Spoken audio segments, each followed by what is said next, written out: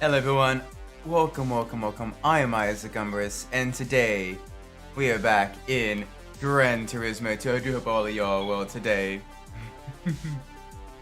Let's jump right in. We have quite a few vehicles in our garage, quite a few different things that we can win. I think first things first. Yes, welcome for GT. Success of my wheel and pedals. I forgot to eat. Oh no! Make sure you eat. Don't worry, the wheel and pedals will still be there. I promise. All right, I promise the wheel and pedals will still be there. Make sure you take care of yourself. All right, Jaden. But welcome both of y'all. Hope you're doing well today.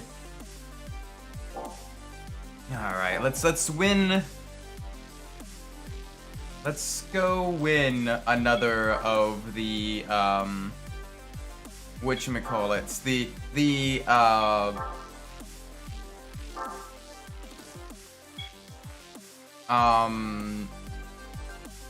what is it called? The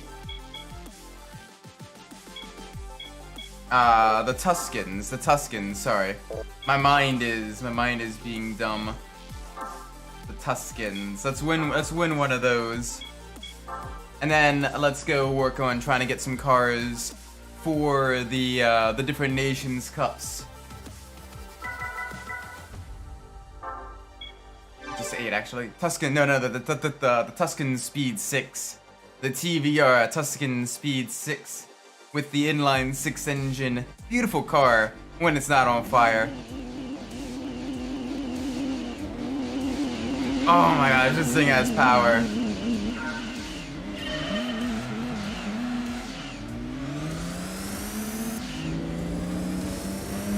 Yes, the Daishin Sylvia. That is like our big ticket to like getting some good vehicles and getting the money needed for the other fun stuff. So yeah, let's get some vehicles for all the Nations Cups. Again, working our way through those, walking fast, faces past, and all that. And then we will be then trying to get the IA license as well.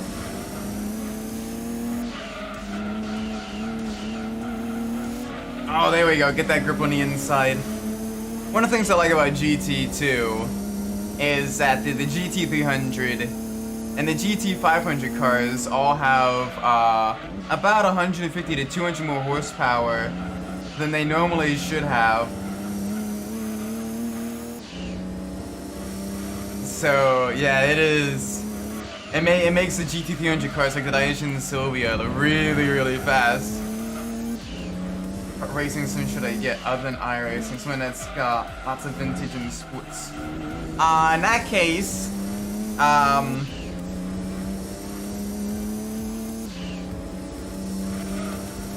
that is a good one.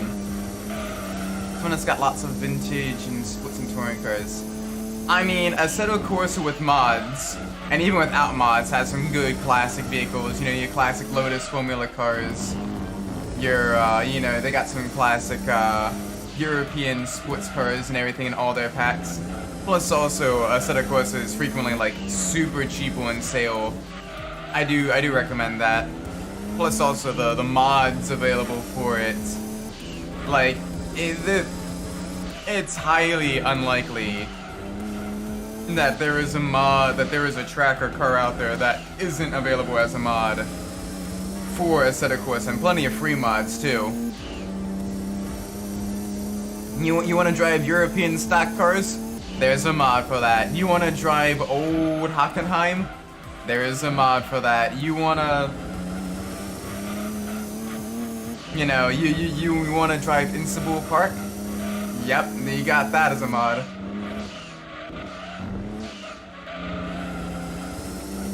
Want to drive a bunch of GT500 class cars from the 90s?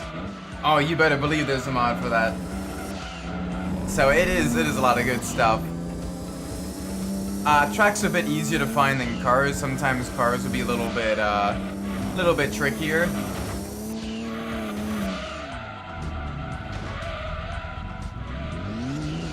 Oh gosh, come on, don't bugger it up, Isaac. Outside of that, if you enjoy league racing, Race Room Racing Experience, I believe, is another solid one that, has a lot of good kind of, retro and vintage cars and everything. And that one, you know, a lot of that's, you know, in the game where you kind of, you know, buy them and it's like a couple bucks a car or what have you. But that one, you know, it's a little bit difficult to find servers and everything, as American, because it's a lot more like Europeans and stuff like that. So with that one, I'd work on trying to find like a league. Regardless of what sim you do, if you want to play with other people, I highly recommend league racing. Like, don't get me wrong, like public lobbies and all that stuff, they have their purpose and everything. They're good to kind of like get your head about you and all that stuff. But like league racing is just really good, because it's a good way to kind of, you know, get involved with, you know, a bunch of other drivers and everything, and really seeing, you know, what all you need to do and all that stuff. Alright, so we need US nationals. We need a car that's just under 400 horsepower. So let's go find something like that. Let's go get an American car that's just under 400 horsepower. Maybe something we can enter a US, one of the, whatchamacallits, the, brain hurty, not working. You know, the one of the, you know, one make races. How much does this have? That's way too much. We need just under 400 horsepower. Just out of curiosity, what are the events for the American ones? Got the Neon and we got the Viper. Interesting. So we can eventually be getting some of these. I'm gonna try to find a car that's roughly just under 400. Probably one of the Corvettes. Because the Corvettes, yeah, the Corvette also has the Corvette meeting, which would be really good. So let's go Corvette ZR1. Because that'll be just over 400. Are you kidding me? I don't think that, yeah, we don't have the C5. We do have the C4s. Corvette Coupe, how much are you at? 330. Dodge, yeah, I didn't even sit in your rent. I know, I'm super sad that it's not there. Like, bruh. That is a ripperoni and cheese. Alright, so they're both at 330. 3298. The Gran Sport is considered to be more expensive. 32. But they're about the same performance. It's just the paint and some of the optional trim colors. Okay. I wonder how much the Corvette Stingray is. Way too much power. Okay. So that one... This one's gonna be way too low on the power. That's only 200. Yeah. Okay, so we got a Corvette as an option. As a solid option. Ford. Ford's got the Focus in the Car events. So I'm looking here. What would be somewhat solid? It's like Mustang Cobra, that's just under, yeah, way under. I keep forgetting, these are the 90s, early 2000s cars, so they're much less powerful. Like 320. Nowadays a base Mustang would do that. So that is crazy. Some of the special cars here. Anything good? Focus. GT40, that'd be a solid one, but that's way expensive. Alchemist and Midnight. That'd be well. Got the Celine. And then the GT. Yeah, we can't buy the GT90. But welcome. I'm preparing for. Oh, I remember the ACT and all that stuff. The ACT, the SAT. The ACT, that's the one where it's like out of 32 points or something like that, right? I think. Like I'm pretty sure that that is the case. But jeez, Ripperoni, man. Hopefully it goes well for you. Make sure you got all your grammar and all that stuff right. Alright, yeah, let's go with the regular Corvette coupe. A couple practice tests. How do you think you did? Did you get your score back yet? Let's go with the yellow. Actually, we already have a yellow one. Let's go with the red. I know it's cliche, but beautiful red Corvette. Let's go.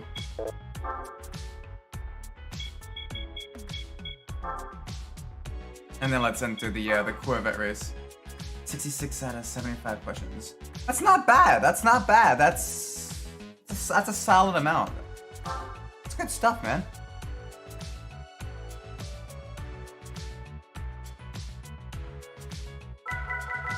Let's start the race. Manual transmission in the vet. Hopefully we get a car from this. Got a 40 or 60 in the math. Okay, that one's a little bit rougher. That one needs a little bit of work, but that's not terrible.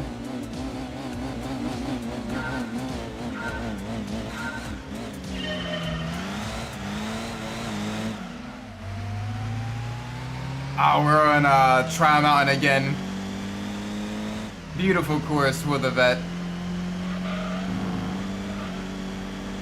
Let's see how well we can do here.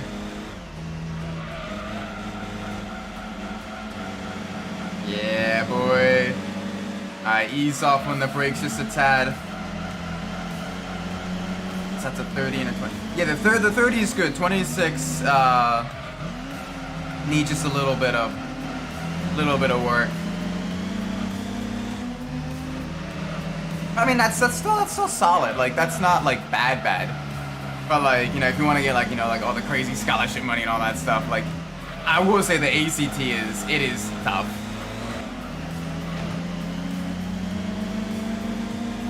But the English one though is really good. Like that is solid. And then I'm trying to remember what the final one is for the ACT. It's three different sections, right? You get the English, you get the math, and it's what, like science, or is it like grammar? I'm trying to remember the final one. It's been a little over a decade since I've last taken it, so things may have changed a little bit, I think. There's 4 sections now, okay. So then it would be both grammar and science then, I think, right?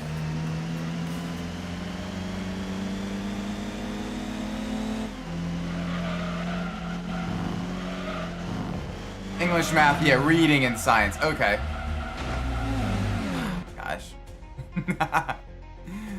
All right, let's not do the yeet chicane. Yeah, back when I was doing it, it was only the English, math, and grammar, and they were thinking about adding the science. So that's interesting that they added the science. What are some of the science questions?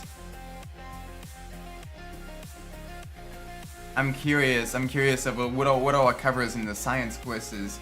Probably your basic chemistry, probably your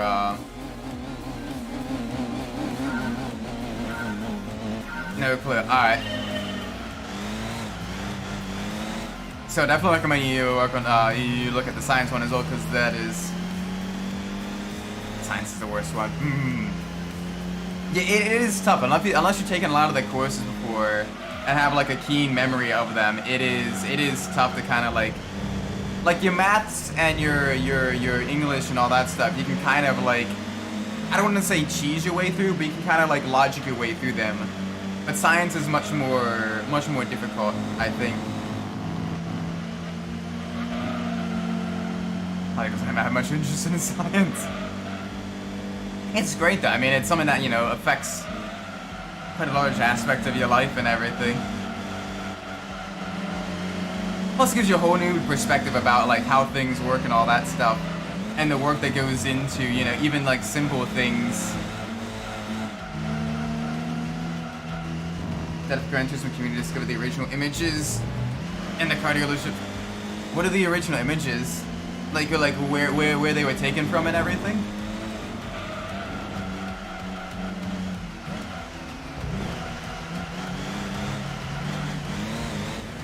Yeah, all of us going wide there.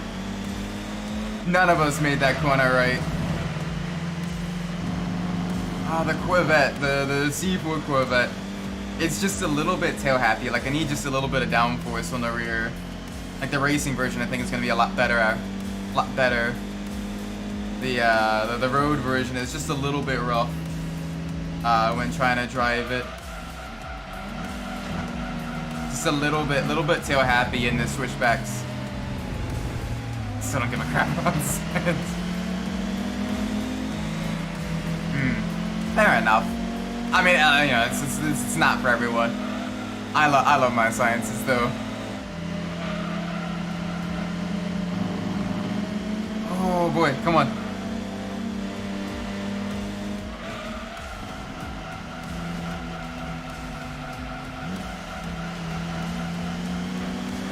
Alright. Let's gotta catch up. We gotta catch up to the other C4 vets. To make sure we don't run wide. No slides. None of that. I got the Gran swoop behind us. I'm hoping none of these are the 0-1s. Because the 0-1 would absolutely spank us.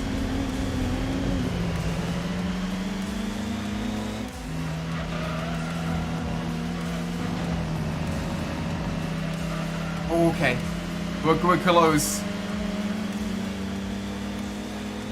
That's always funny when I used to work at the auto parts store. When there was a couple people that always had like the C4 vets, and they'd be like, you know, you go through the list and everything, year, make, model. All right, C4 Corvette. Yep. Is it the double overhead cam, or what engine is it? Is it the push rod or the double overhead cam? Is yours the Z01? No. Okay, yeah, the push rod engine then. How's it going? Welcome, Funty. We just got a Corvette for the American National race. And we just completed the the Corvette one make race as well for a little bit of extra cash. Do an upload token on the Porsche 917. Oh no. Oh no. 917. I can't remember which one that one is. That's not the Group 5 Porsche, is it? No, that's the 935. Which one's the 917? Oh, the old one. Oh gosh. Please tell me it's at least not the Can-Am one, the crazy turbo Can-Am one that was run by like Penske and all of them and everything. Please tell me it's at least like the Le Mans / Spa 24 Porsche 917, you know, with the Golf livery and all that stuff. Gosh, a Porsche 917 Can-Am edition doing a Toge run. It's the one that Jackie Sewell was hoping would break, so we didn't have to drive anymore.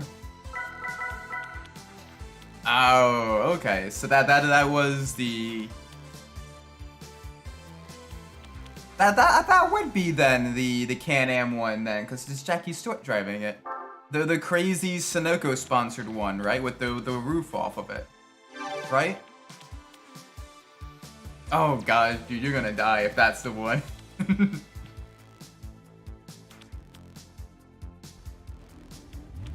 Ooh, alright, we got some decent selection of vehicles here. Okay, no, the Le Mans one. Really? That one's not, like, terrible. I'm surprised Jackie Stewart didn't like that one.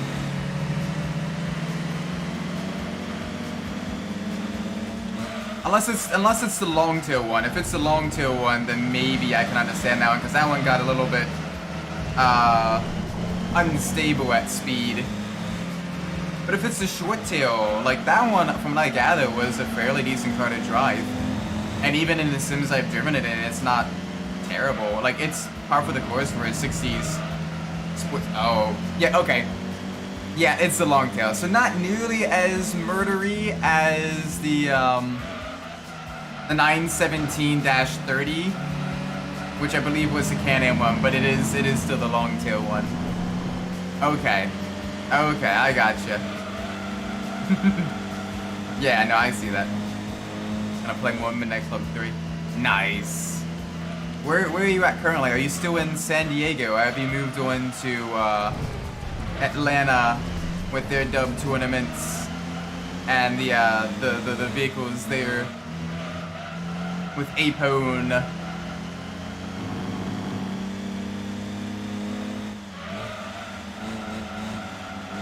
Oh, come on, I need to get closer. Still in San Diego. Okay, so you probably just have like the last of the tournaments, and I think then like Vanessa. Like a 3 real big. Yeah. It's weird, I've never really used much of like the SUVs and that type of stuff in the game. Only really for like the SUV races.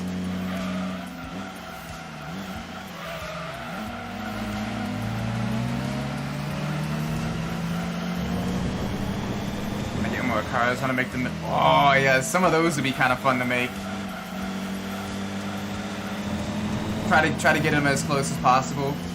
Though imagine stuff like the Psycho XS, which was like the Abflug Supra, is going to be a little bit tricky to do.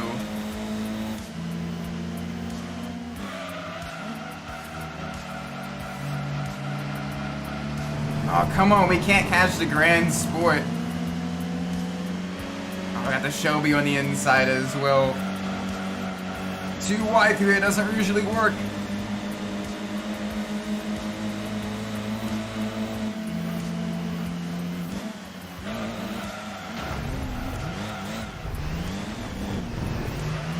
Alright, there we go. That's one way to get past them.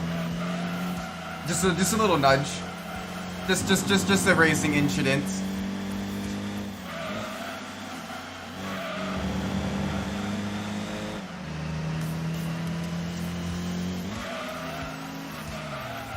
Keep it in second gear. I don't want to spin the rears coming out of the corner. Oh, that Shelby's got some crazy speed though. Come on! Nice!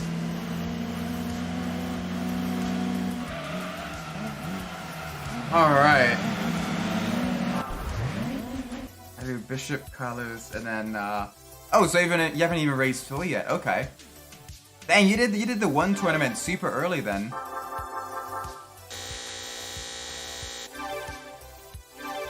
You did the one tournament like really early. Oh my word. Okay. That works.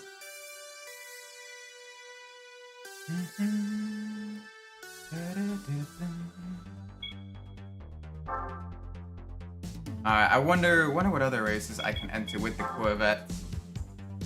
Hopefully something good. I think someone made the Midnight Club 2 car model for Midtown Madness. Oh, cool. That is nice. Wait. Oh, so we still have the highest level of FF challenge. What kind of performance do we need for that? Almost 400 horsepower from a front-wheel drive car. Okay, that one's gonna stay undriven for a little bit. Got the collectibles too. Okay, nice. It's not as bad. Yeah, it could be a lot worse. Like it's not like terrible, but you still gotta watch yourself a little bit.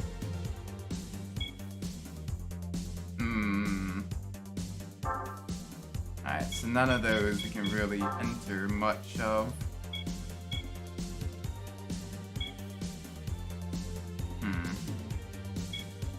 Alright, let's get the IA license then.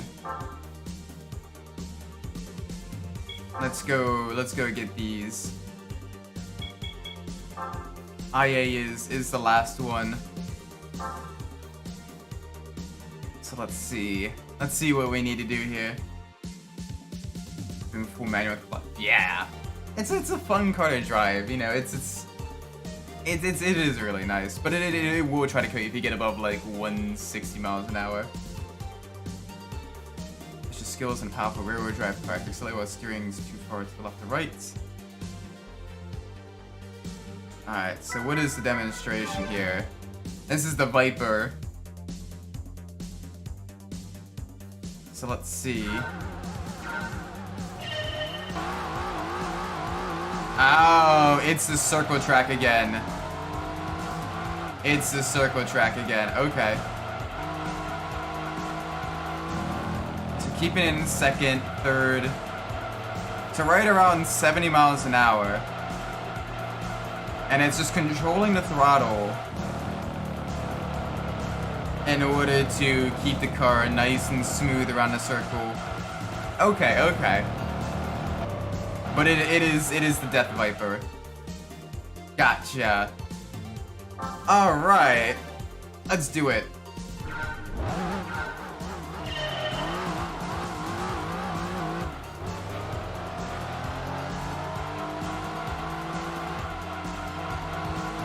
And the cool thing is we can keep it in second gear to get a little bit more of that acceleration. Oh, okay. Running a little bit wide. Let's try to bring it back.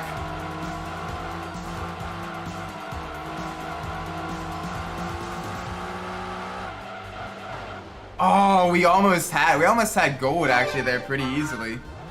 I'm gonna try one more time. Just because that one is so close. And I know we made some pretty obvious mistakes. Plus, with the sheer amount of torque in the car, with manual, we can short shift. Which allows us to get the power down without spinning the rears nearly as much. Like, look at that. That is good. And what you can do is the cool thing with, like, high-powered rear-wheel drive cars is you can use the throttle to, as you're kind of in a little bit of a slip angle, to get that extra little bit of rotation, kind of do the extra steering with your throttle. Nice. See, that was pretty easy. Alright, next one. Super fast corners. 1. The TBR Griffith 500. This is a set of fast corners. At the first right corner, a downhill goes into an uphill. The G-force adds weight to the car and helps steering.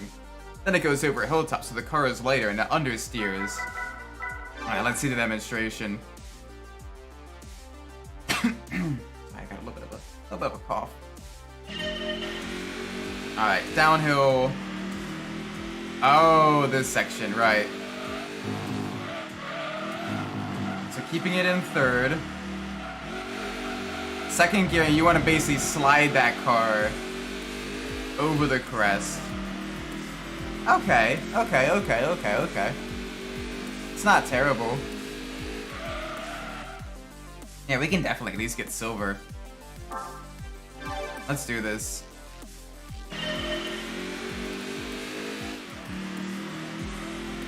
Alright. Oh gosh, okay. Understeer is pain.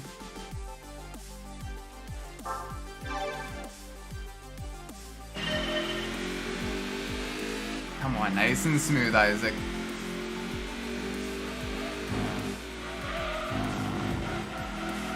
There we go, a little bit better. Less better. That doesn't look too hard, he says. This doesn't look too hard. Alright, let's see the demonstration again. I want to see the actual inputs.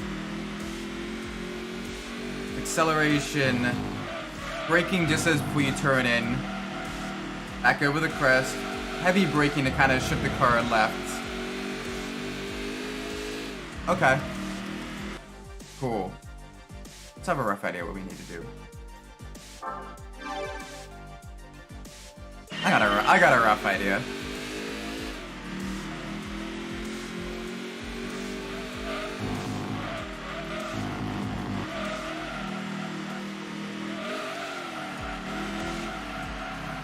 A little bit late there. Little bit late. It's hard to brake for that left-handed because you don't have any references. So you're just kind of guesstimating and trying to time it in your head.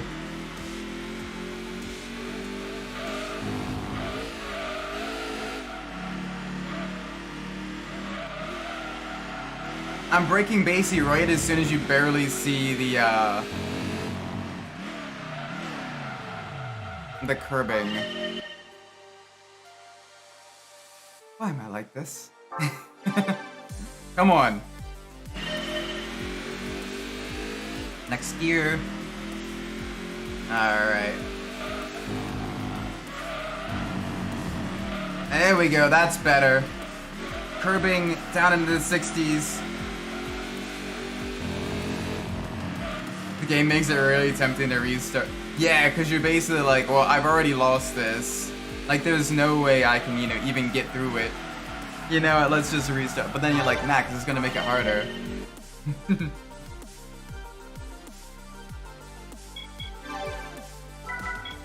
Alright, this is the start of Apricot Hill Raceway. Love that track. A section with 2 left corners in a row. Double left-hander, yep. First with the general left turn in, and then at the end of the curbing, basically you're braking. Yeah, this is the NSX. This track, I know. This track, I know. And I love my NSX as well.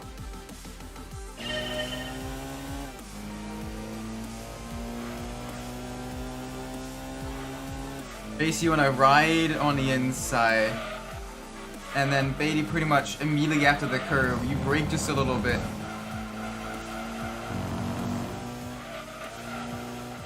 Oh right, I forgot the curves are a little bit sharper, and the early ones. Just feels like a rough facsimile. Not terrible. A solid silver prize. Like if you vaguely know what you're doing, silver is not too difficult. Alright, we got a dirt section. Dirt section near the end of Smoky Mountain North Course. When dirt driving translates slowly, yep, I know. Alright, so what are we doing here?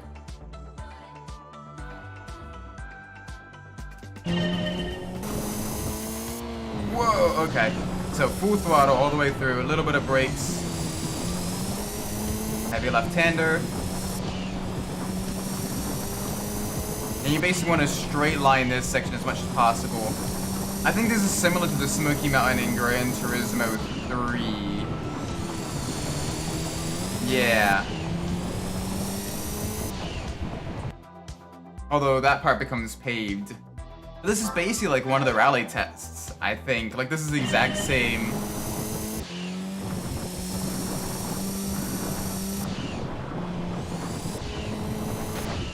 No. No, you cannot take that flat out. You think you can, but you can't.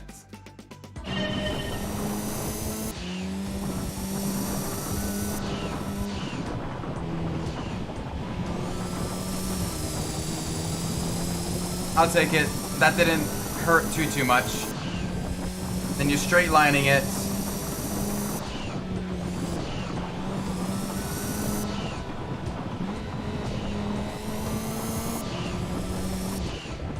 What? Bruh. I forgot how easy the dirt tests were. You gain so much time. Oh, we're in the Escudo.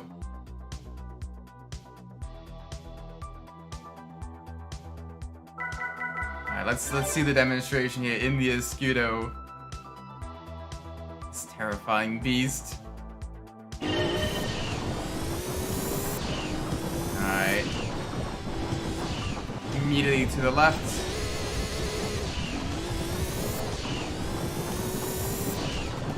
Alright. So this is a lot of hairpins. Just basically just getting used to using hairpins. Doing hairpins in a high-powered four-wheel drive car. Okay. We can do this. It's the Escudo.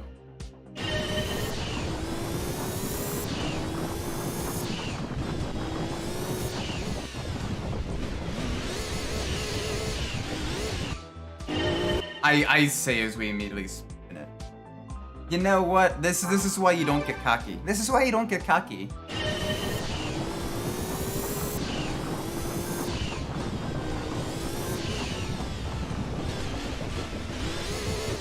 There we go, a little bit of understeer there, but better than spinning the bloody thing.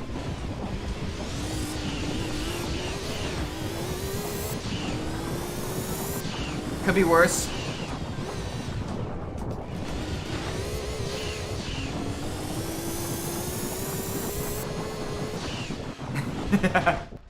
Could have been a lot worse, but that was still kind of rougher on the edges. Gosh, the Escudo. Look at how terrifying it was in the older games. Having an FF rally car downhill on Pike's Peak, constant speed, that's what's hard to slow down. FF car, got it, okay. And we're in the 306, so that's still a WRC era car, well, slightly before WRC era, but when you had the,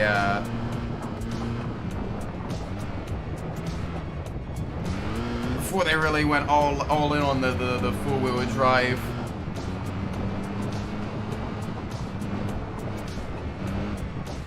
Oh gosh. Understeery pig, this little French bean is.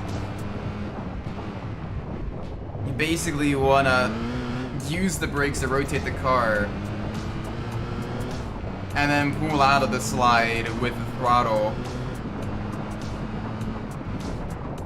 Oh, okay, that wasn't terrible. Could have been worse. Could have been worse. There we go. Rome circuit. This is an urban circuit test using the monster four-wheel drive car. Alright, let's see the demonstration. I want to see where they're using it as a breaking point for this.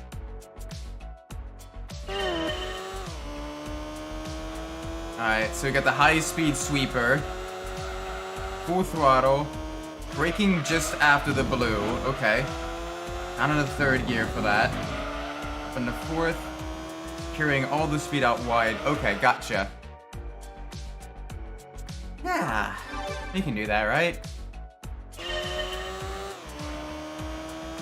Set yourself up for the full speed right-hander. Fifth gear.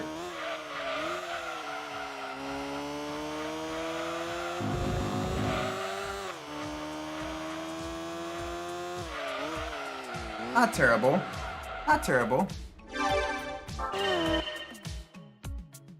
Gosh, the Alpha 155 touring car sounds so good, even in GT2. It is nice. Drop from midfield raceways, middle to the final stage. Oh, okay. This one is exactly the same in GT3. Now I know where Gran Turismo 3 got most of its license tests. Most of them started in Gran Turismo 2. And they just carried it over.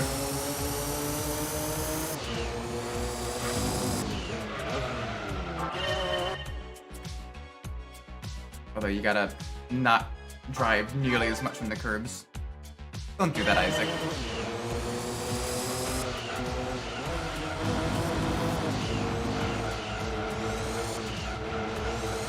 There we go. A little bit better.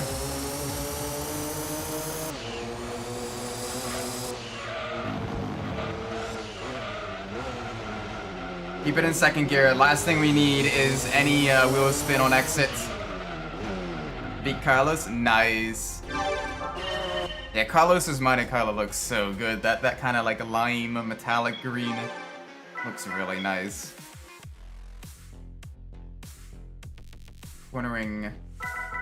Alright, let's see the demonstration for this one. We're in the R390. Probably the road car, right?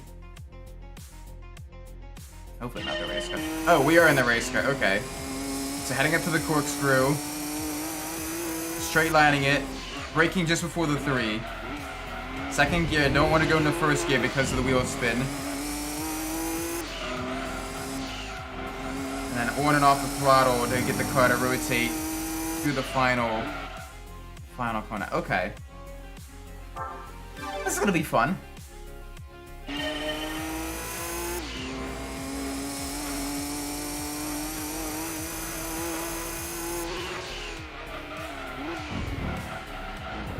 Okay.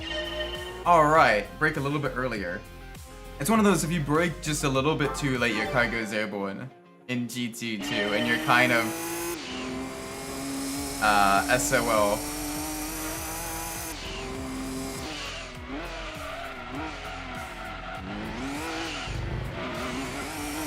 Alright, not the smoothest way to get through, not the smoothest way to get through the corkscrew. And that shows in the time, oh my word, bronze. I am not gonna stand for bronze, I am gonna at least try to get silver. I'm at least gonna try to get silver. Bronze is no bueno.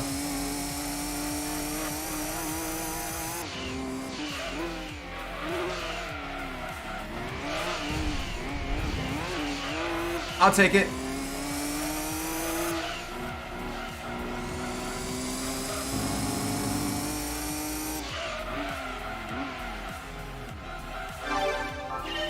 Bruh. Are you kidding me? Are you kidding me, game? Bronze.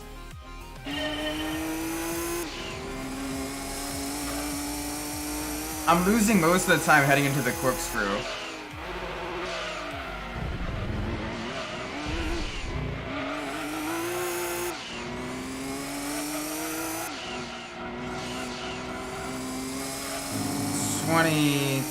Yeah, that's way slower. Come on. Give me at least silver. That just hurts my ego. Getting bronze on a Gran Turismo license test.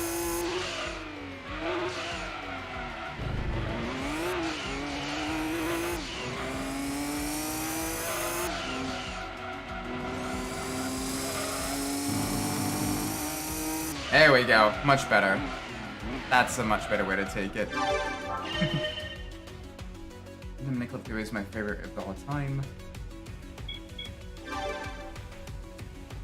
I think other games in the series do better. Yeah, like I really enjoy like the soundtrack of Midnight Club 2 and the animated cutscenes. You really get to actually like know the characters and everything. Now let's see the demonstration here.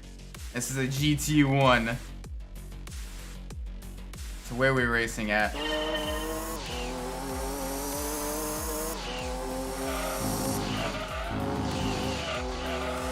Okay, so this is the same spot where we were in the Griffith. Okay, so exact same track as the Griffith. Yeah, the speedometer is a little bit annoying. Because it's like... You barely know exactly how fast you're going and everything, and so you're basically just like, oh, my car's at its top speed. Good enough, I guess. That's why Midnight Club games are one of the few games that I play on automatic. Just because, one, they're just so chaotic, and you get up to speed so quickly.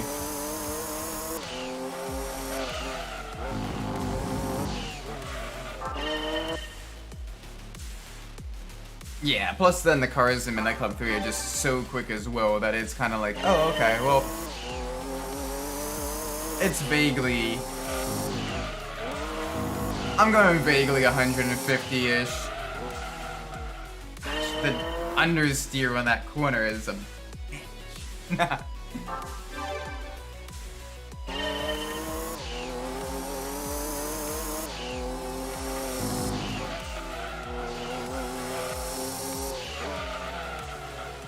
Oh, please turn.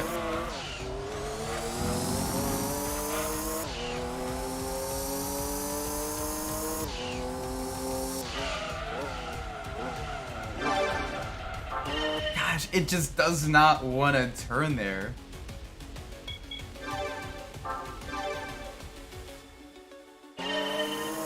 Like, I get plenty as the car just immediately becomes, oh, I don't have downforce.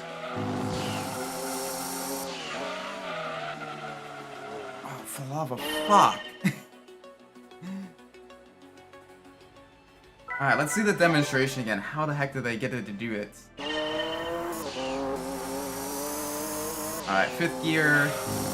Down to 4th gear.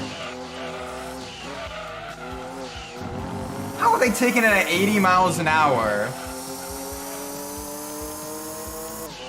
I mean, I don't know. I enjoy the cities in Midnight Club 3 because they kind of, you know, tie directly into like the car culture and all that stuff. Like, you had San Diego, which was like the prime like street racing scene in America at the time.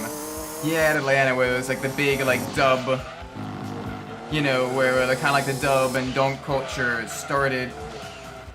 It literally just doesn't turn. And then you had Detroit, which is literally like, you know, like the motor city. And they were visually distinct enough that, like, if you took a random screenshot at one, you could probably, you know, you can figure it out pretty quickly. Like, Atlanta is, you know, very, got a lot of greenery and everything. San Diego's got a lot of, like, kind of like yellows, your warm colors and all that stuff. And in Detroit, you got a lot more of, like, your blues and browns and grays.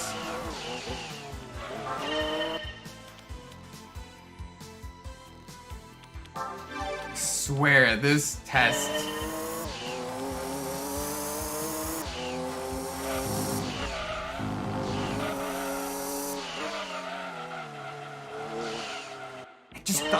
It doesn't bite.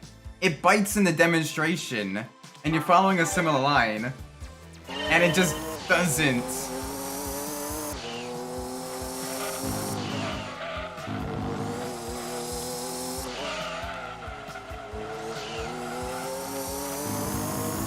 Oh my gosh, finally. So you gotta use the throttle to get it to actually do it.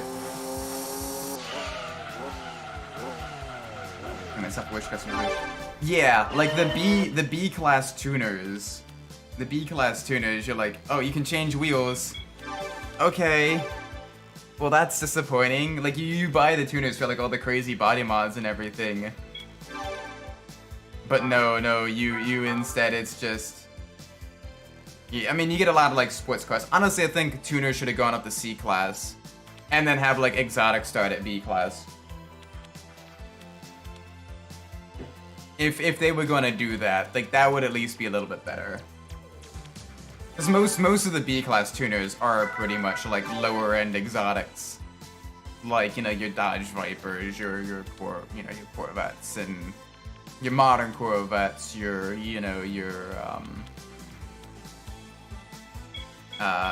Celine SRs and everything, like... Oh, the super license. Yeah, super license. That is a fun one. That is a fun one. Anyway, let's go. Let's see what we can do in the Corvette. I think we can enter the muscle car races now, which would be pretty nice. Muscle car cup. That's historic car cup. Muscle car cup. Oh gosh, it's literally as much horsepower as possible. Okay. If that's the case...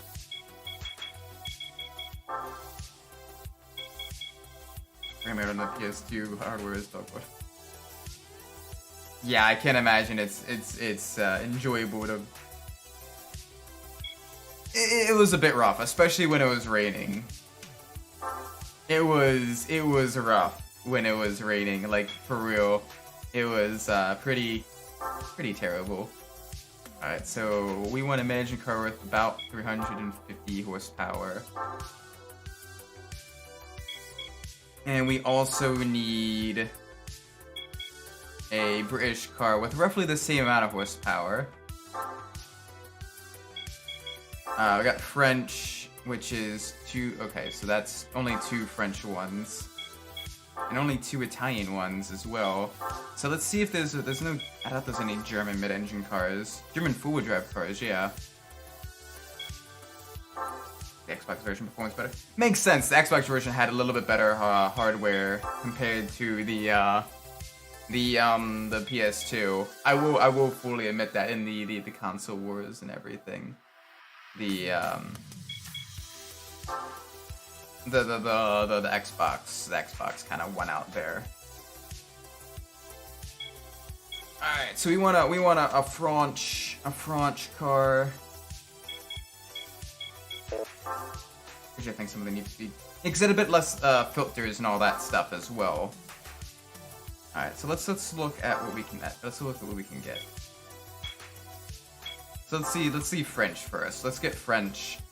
So 246 and 295. Honestly, both of them are gonna be roughly the same. So let's try to get like a Clio Sport. Does that allow us to also? That'll also allow us to enter the Clio Sport 1 make race. This one is not one of them. Rip. Alright, Clio Sport. 249. Shoot! I was just off on the power. Hang on a second.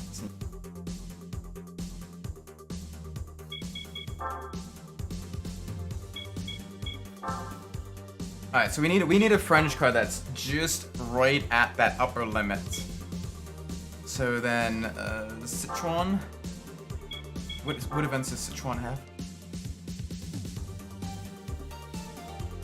It has the Saxo challenge. Okay. So let's see, what 240-ish, a 250 horsepower car. That's way too low.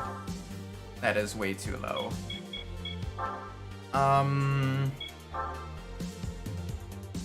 What other options do we have? Venturi. Let's see. That's 210 actually. That's not terrible. What does the 400 have? 400. Yeah. Okay. Okay. So we have something that's either way underpowered. That's something that it just kind of breaks. So we have, let's see, Peugeot. What options do we have for the Peugeot? I think my Gran 2 looks better on console. Yeah, a little bit. Although with the graphics mods and everything, it does help it make it look a little bit better. 194 as well. Geez, so we're basically. You know what? Let's get the Venturi. Let's get the Venturi. Yeah, it's gonna be expensive as hell, but it'll be a nice kind of more of a sporty car for us. And I think this will allow us to enter the lowest level mid-engine car too.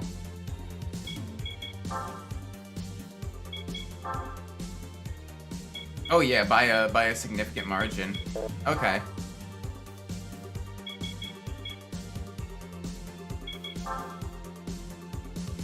Well, let's go to the French nationals, beat both of these.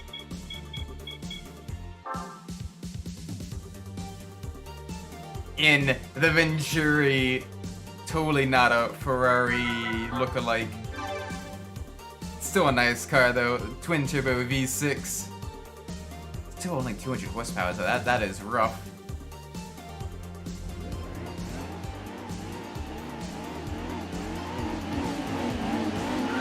Three, two, one.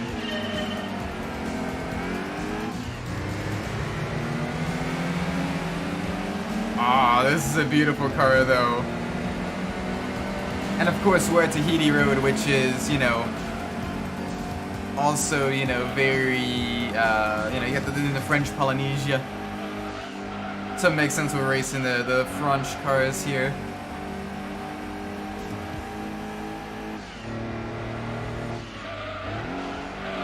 Oh, it handles like a dream as well.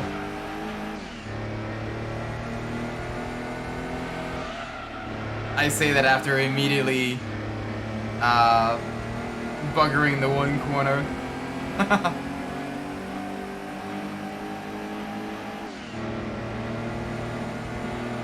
I imagine most of these French cars are also pretty solidly tuned.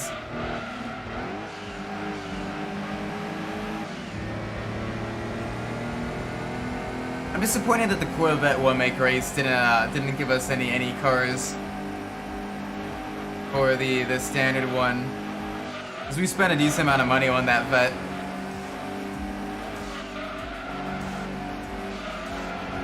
Special ability. I don't know, like the special abilities I think are the perfect like with so much happening on screen. And with the way the AI sometimes is a little bit cheatsy, and the fact that they get faster cars much earlier than you can, I definitely think the special abilities are kind of like the nice, like, balancing act for that. What makes it just a little bit better. Yeah, Roar is mega OP. That's why, even though they're a bit slower, I main the muscle cars through a lot of the career mode.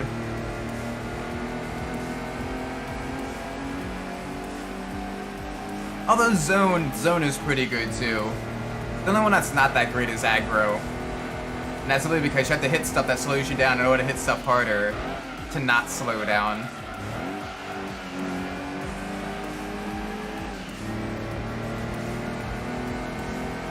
Zone is like this. Yes and no. Like, the circumstances come up very frequently though. Because also, when you use Zone, if you use it right, you can go through a tight technical section while you losing less speed than you would if you just kind of like, you know, handbraked it and everything. So if you're trying to like get through a corner really quick to get into someone's slipstream for the slipstream turbo just before the finish line, Zone is just absolutely amazing for that. And most of the time the traffic is dense enough to, you know, to have a use for it. There we go, give us that 4 grand. Still not giving us any car. Because why would you give us a car? You know, he's probably need to buy a French car to enter this French race. Alright, let's do the Tahiti road race. The almost 200 horsepower limit. We'll be around 100 horsepower less than the limit, but we are in a fairly sporty mid-engine French car. So we should be okay? In theory, we should be alright. Alright, so we got another Venturi, we got a couple front-wheel drive French cars, and then we got the Renault Clio. The Clio is going to be the hardest one, I think.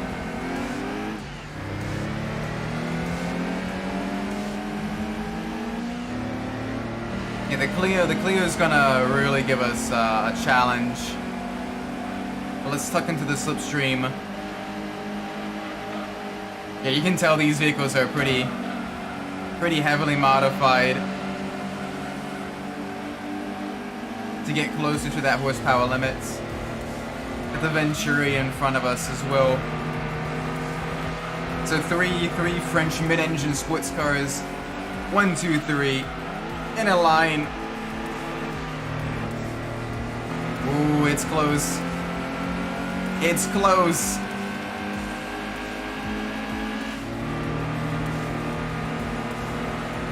I got the Clio as well. I mean, I absolutely love the V6 Clio. Those things are beautiful. Just aren't showing up? They should be. Which messages? The last one I saw previously was the one about the aggro.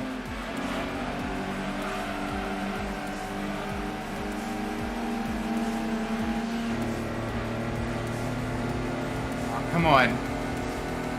Oh, the Clio is right on our tail. The Venturi not far behind. Alright, they're battling. That might slow them down enough for us to get up to a decent position. Oh, choppers are absolutely useful. Like, they're beautiful bikes. In IRL, I do quite love, like, chopper motorcycles. But my gosh, they are dreadful to ride in Midnight Club 3. They are just pain. You can get the best handling chopper out there and it'll still just understeer like a pig. It was cool that they put them in the game though, because it did introduce me to a couple of chopper companies that I never heard of before, like Hot Match.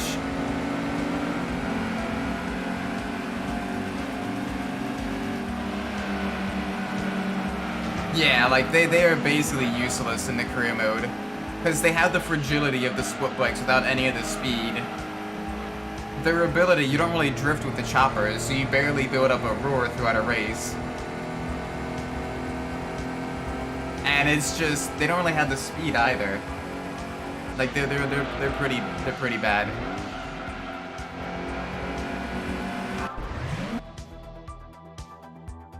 Yeah, the Match Hotch customs. And you have West Coast Chopper, I believe, as well. Is it really fictional? Okay.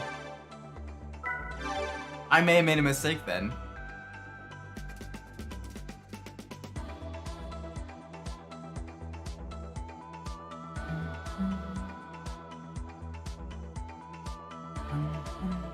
Technically. Yeah, they're like writing around the trademarks versions of like the Match Hotch then. Models are real. They're beautiful bikes as well. They look really good. But my gosh, they are dreadful to drive in Midnight Club 3. Alright, I'm gonna try this. We're gonna get we're gonna get kicked in here. It's gonna be basically 200 horsepower below the limits. Oh, okay, so Hot Matches is the name, okay. I guess that makes sense, it's Matt Hotch, so it kind of switches it around.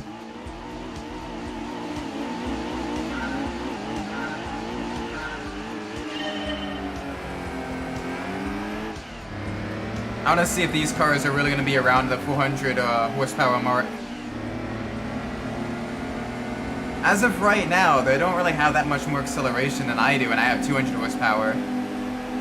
So we may be okay.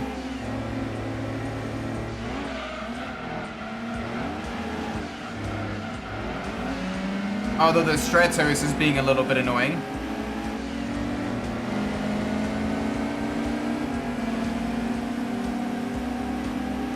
Come on. A little bit more speed. Can the Stratos not... Can you not, Stratos?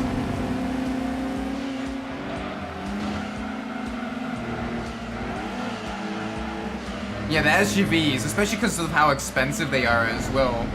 The SUVs are pretty dreadful. The only time you'd really ever use an SUV in career mode is when you're going to be, you just unlock the B-class cars in Dub Edition Remix, and you use the Ginetta for like a temporary car, because that is like, you know, already fully tuned by Ginetta. Other than that, there really is no reason to use, sorry, yeah, Gembala. Not Ginetta, Gembala. And that's pretty much the only time you'd use it in regular career mode is like using the Gembala as a fully tuned car if you just unlock the B-class cars.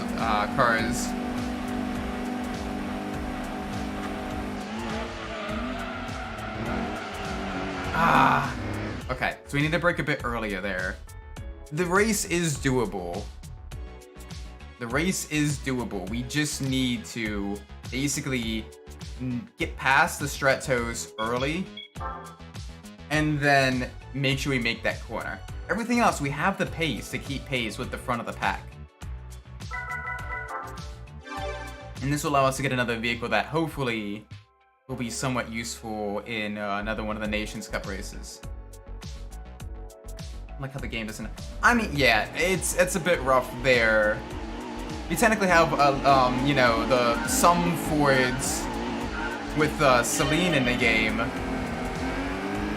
But even then, you're, like the Celine SR is kind of, you know, is based off of, you know, a Mustang chassis.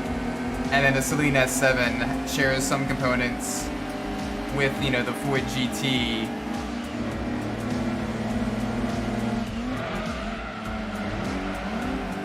But yeah, no, it is unfortunate that they were not able to get the license for Ford.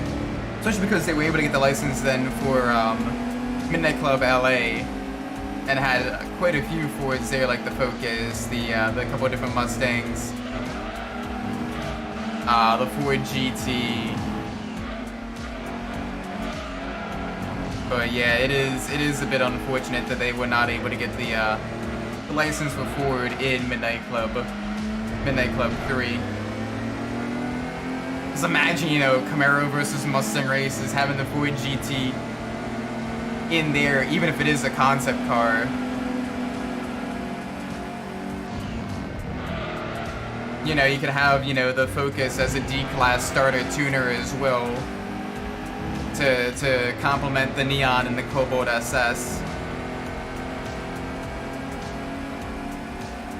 You could have, you know, the F-150 SVT Lightning in the truck and SUVs class to, again, be up there in the B class with the Dodge Ram SRT-10 and the Chevy Silverado SS Concept.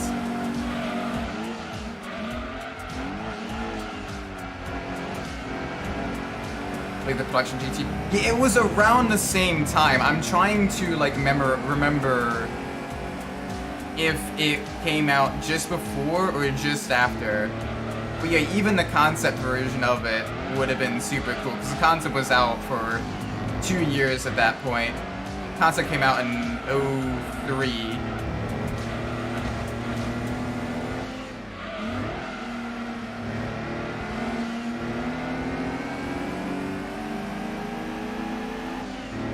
Come on! Oh, come on, you French fuck.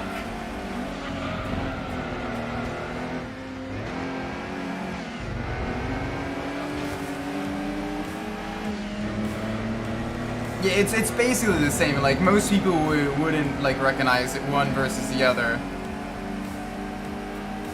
And even then, like, it'd be cool to have, like, it's not like Midnight Club 3 doesn't have concept cars in the game. So it would be perfectly, yeah. Like, you had the Nissan Sport concept that eventually became the Nissan Versa. Gosh, what a downgrade. What a downgrade. There we go, new car acquired. Hopefully something good. Hopefully something good. Maybe like the Lancia Stratos or, you know, something European so we can continue doing some of the national races. But either way, we at least get another vehicle. Or if anything else, maybe something for a one-make event. Let's go see what it is. We have... I mean, that is a mid-engine car.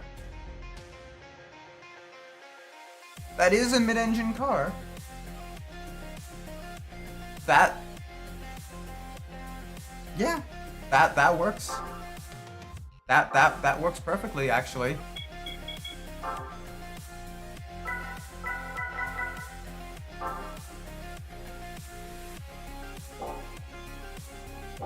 Let's see if that can actually enter the next level of the mid-engine races.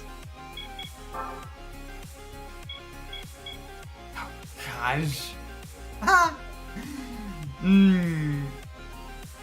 I don't think so. Especially at high speedering. 500 horsepower mid-engine cars. No. Yeah, that ain't gonna work. Is there an MR2? Is there an MR2 one-make race? Please tell me there's at least an MR2 one-make race. I'm begging you, game. Toyota's all the way to the left.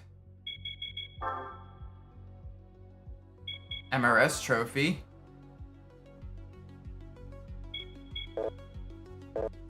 It's only an MRS.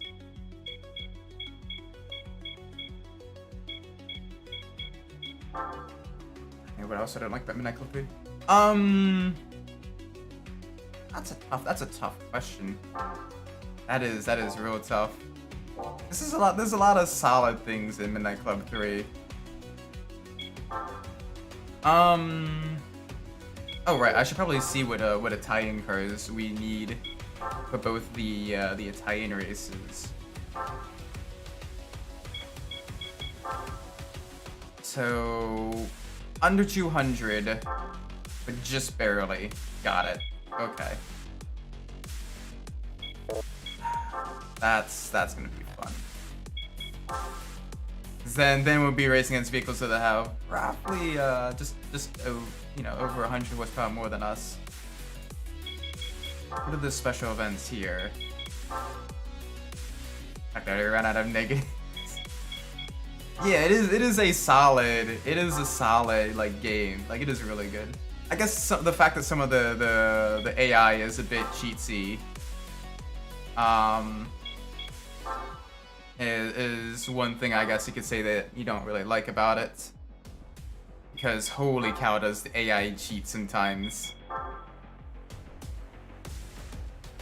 190. Okay, that actually is a solid vehicle for what we need it for. So we have a 156. Yeah, okay, so 156s. This will work for the one make race, and then this will work for the this will work for the one make race, and then this will work for at least the beginner, the first level of a tie-in race.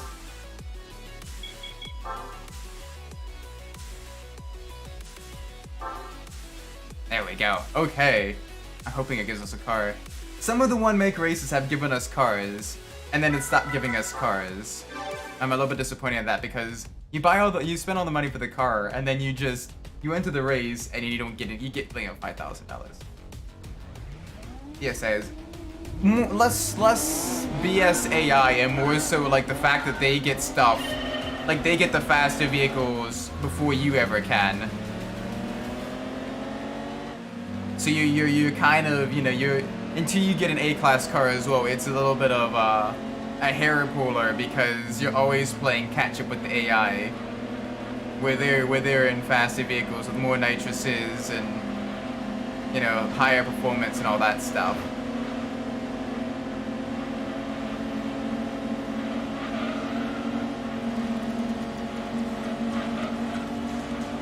Come on, give me the suck. Give me your slipstream. Can you smell it, chat? The suck.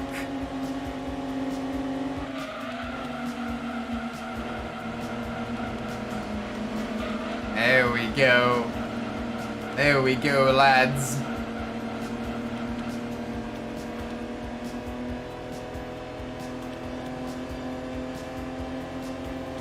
Look at something I can... Wait, really? Is AI able to get some things that we can't? I'm going back through. I'm trying to remember what all we can't get that the AI can. Like, do some cars have like body mods that you can't put on?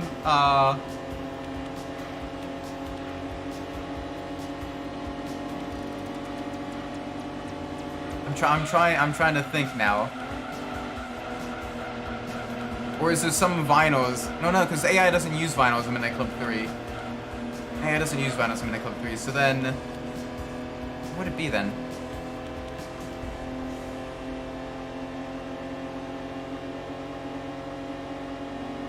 Oh, some cars can't get any carbon hoods. Oh yeah, and the Impala, right. I forgot about the Impala body kit. That is a good point. It's a shame though, because the Impala's got some beautiful vinyl options, but no body kit options, which is sad, because like I love the you know that era of Impala as well. My uncle used to have one of those, not the SS version, but the regular version. Actually, it may have been a Caprice, but roughly it's still same chassis. And it was so nice. It was such a nice car. You know, the V8 rumble and everything. It was good. It was good. All right, Italian nationals. Let's do it.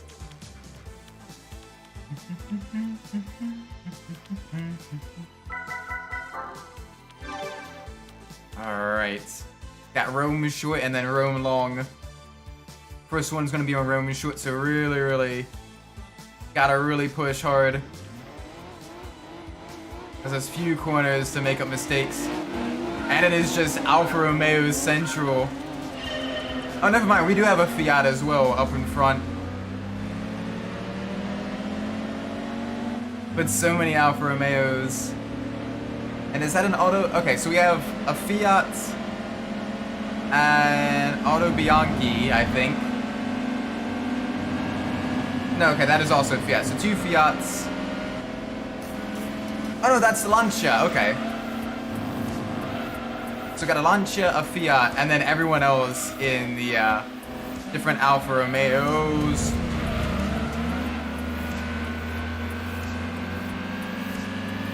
Wow, okay.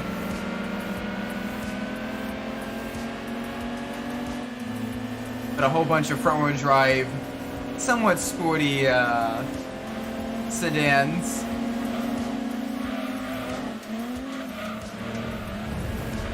Come on. There we go, there we go.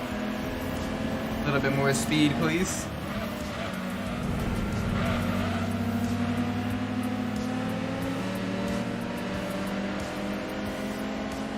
Oh, come on. Back up into the lead. There we go. There we go. That is nice. I miss this Rome circuit. The Rome circuit in GT5 and GT6 isn't nearly as good. Rome circuit in GT2 and GT3 feels so much better to drive. Can you not? When you're not getting dive bombed by the AI anyway. There we go, a little bit more draft. Thankfully that Lancia punches a pretty big hole in the air.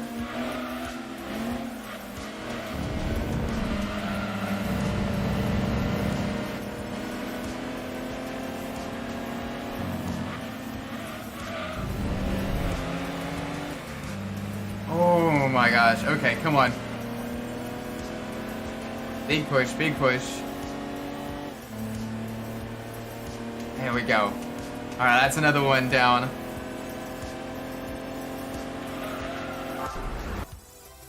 Wow, we're getting close.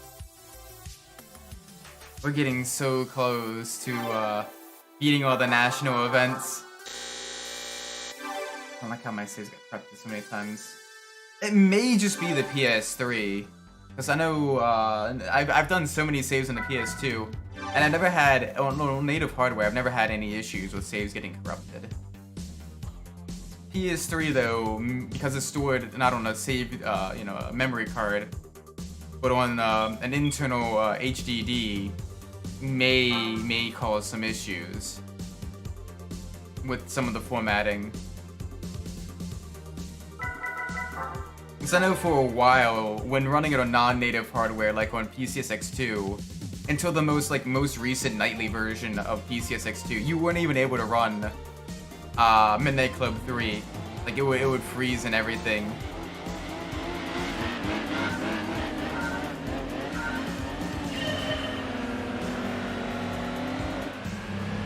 Oh, come on.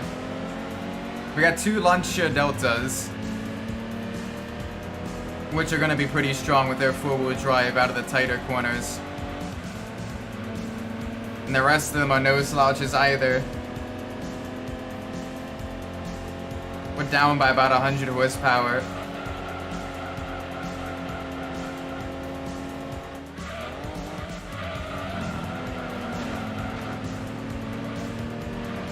Come on. Push.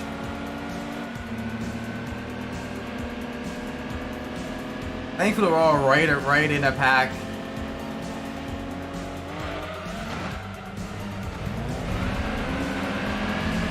We got the Fiat Coupe Turbo in front. And that thing's gonna be pretty speedy as well with its turbocharged inline 5, I believe. I'm pretty sure the Coupe had a inline 5. This is a 20 valve. Oh, buddy. Why are you doing that? The Coupe Turbo Plus is getting away.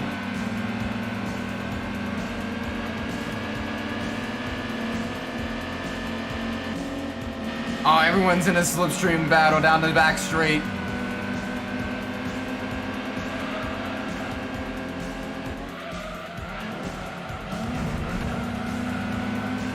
There we go.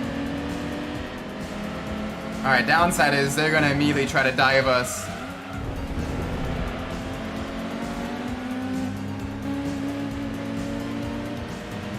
Come on. They're getting away. Like we keep fighting and it's slowing us both down.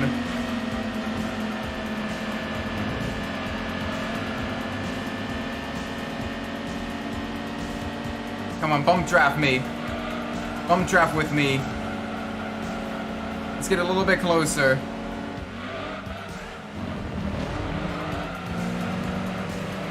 There we go. Okay, we're within slipstream distance of the coupe now. Oh, come on.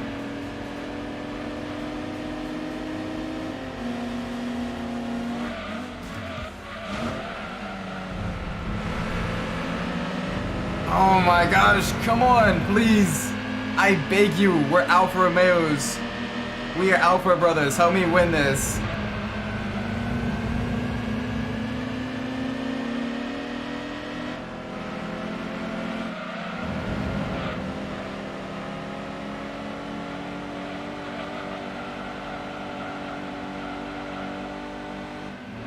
Come on! Oh, he's right there! It's doable. It is doable. This race is doable. But we gotta, like, really, really push. No, okay. Fuck. Damn! Okay. We can do this. It is possible. Like, we were catching up. If we don't get caught up in the mess early on, and we can get a strong lead. Did I just select the manual? Please tell me I select the manual. If not, I did it dumb. Because I know I won't be able to do it in automatic.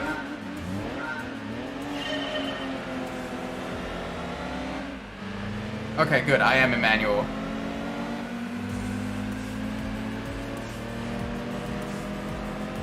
The fact that you have to choose each and every time you enter the race is a little bit annoying.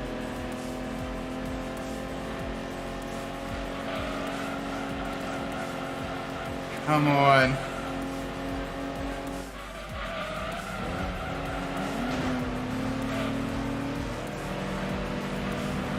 Alright, we got the Delta up ahead. We got the turbo in front.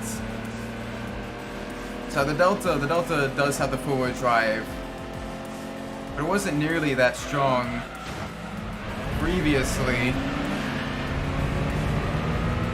So depending on what like where each of them are, we might be able to actually beat this. Because the coupe is really fast, but if it starts a bit mired in the mid pack, we can definitely pass it early on.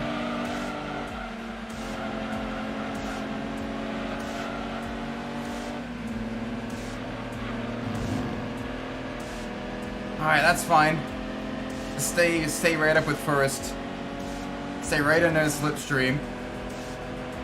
The rest of the pack way far behind.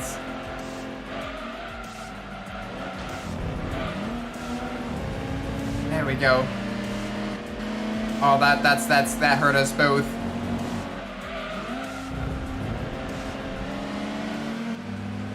Oh, that's gonna hurt us big time.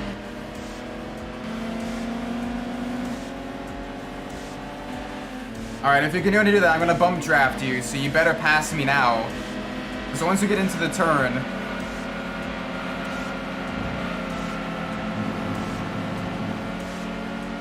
Come on, work with me then.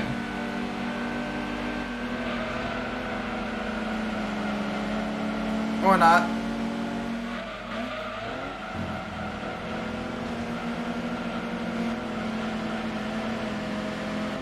Oh, come on.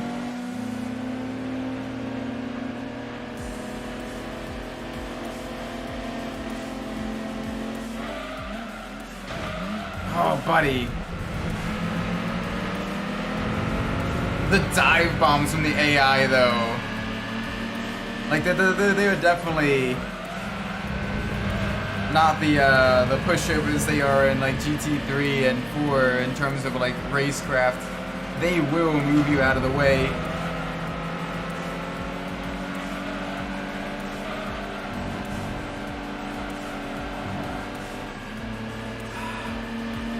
The downside is that shunt into that turn absolutely fucked us.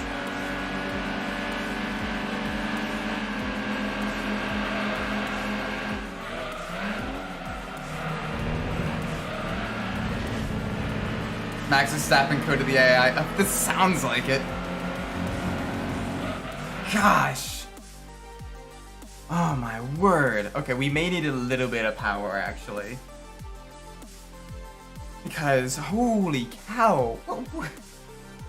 The speed. The speed of these things. Other option is to... We have the racing version of this. We have enough money,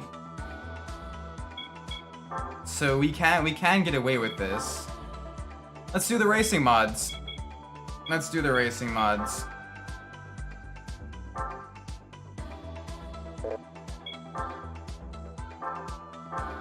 Because then we'll still have roughly the same amount of power.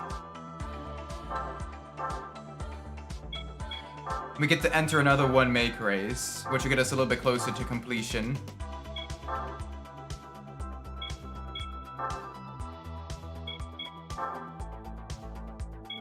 And...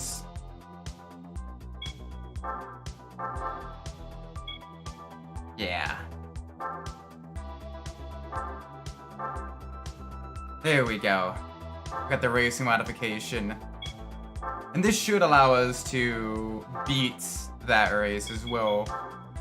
Even if we are in a lower powered car, we'll have a lot more grip thanks to the downforce available.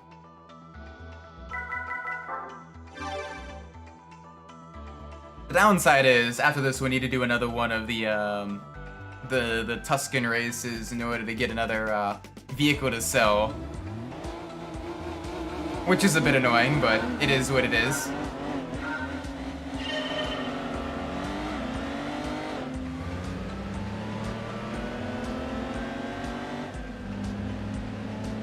Alright, come on. Whole bunch of Alfa Romeo race cars. Thankfully none of the four-wheel drive ones. They're all front-wheel drive.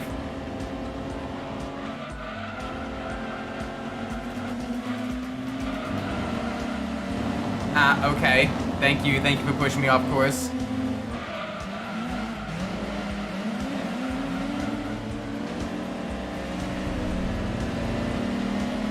Gosh, the AI.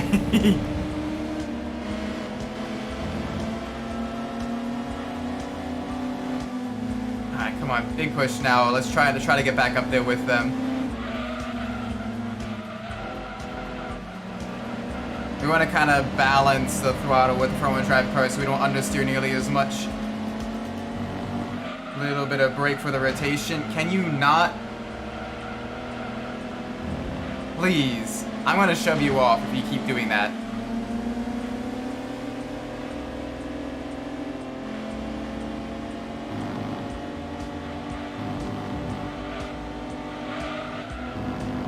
There we go. There we go. Back into slipstream. Really? You're not even trying to make the turn! How do you like getting shoved into a wall, huh? Wasn't even trying to make the turn, he's just like, nah, I'm gonna understeer into him. Bugger off. I hope you finish last. No, I'm gonna accidentally understeer into him. Pull off the old Lewis Hamilton special. I'm gonna race them so hard.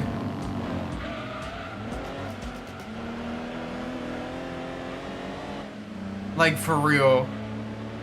It's weird how that Mercedes is a rocket ship, but then, you know, anytime there's a Red Bull or another rival, just on the outside, all of a sudden it's, oh no, understeer. Like, bugger off, we know what you're doing.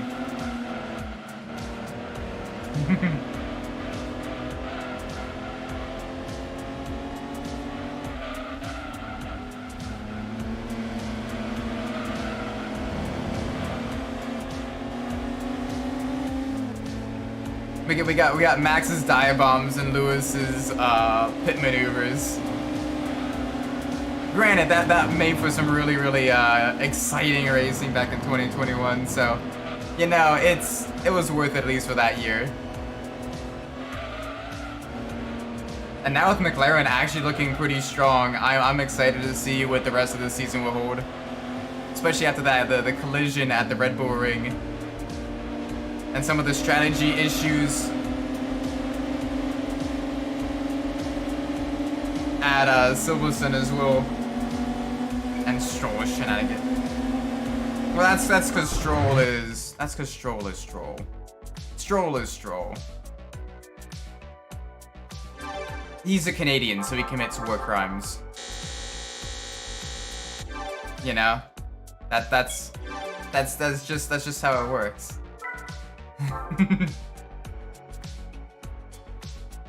Oh gosh, I'm gonna get bumped by some Canadians. They're gonna cover me in maple syrup and have the flies lay eggs in me. They're gonna booby trap my food. But there you go, we have completed the Alfa Romeo's one-make races, which is nice.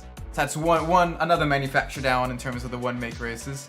Now let's complete the last of Italy's national challenges, which this car should be fast enough to do now, because we get the downforce, we get the extra speed. I believe it gives us racing slicks too. At the very least, it gives us another level of weight reduction. Weight reduction and downforce, basically. Hopefully it gives us racing tires, even if it's like the bare minimum.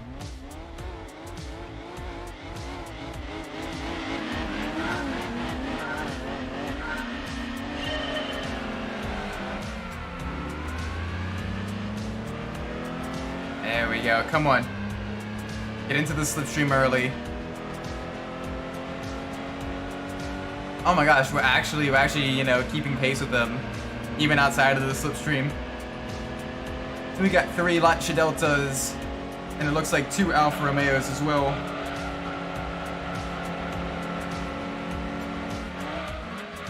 Yeah, we got a 155. Oh no, that's a Fiat as well up ahead.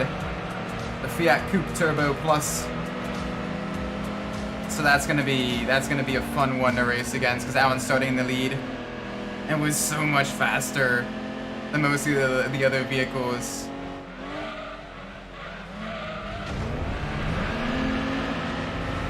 Thankfully they got caught up by the one Lancia with the downforce with the extra spoiler on the rear.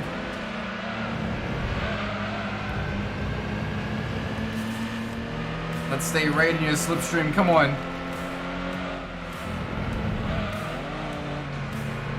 Oh gosh, alright, they took that corner a little too sharp.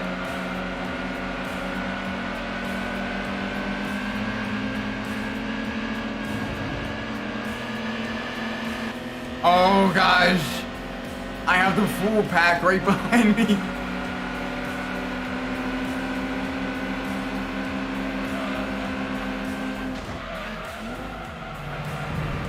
Alright, yeah, we do have the grip to take these corners a lot faster though. So that'll allow us to really,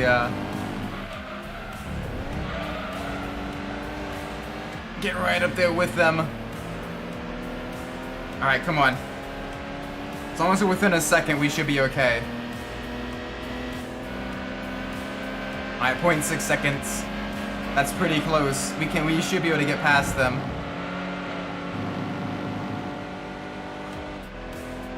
The slipstreaming is working. 0.3 seconds.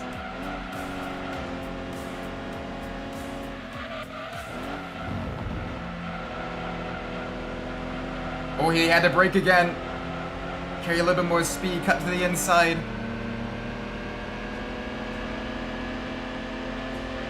Oh, the downside is he's gonna immediately see the cutback. There we go. Cutback worked. Barely. Got the inside again for the next right-hander. Let's cement the deal. Alright, full throttle for these next couple of corners.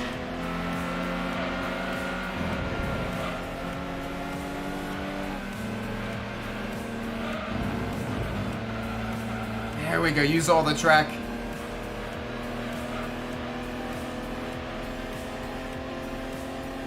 Make sure they stay out of a slipstream. We don't want them getting any closer.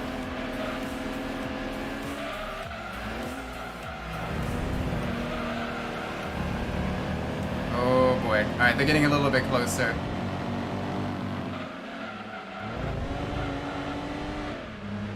But we got this one! Yes! Heck yes! Across the line. Oh my word.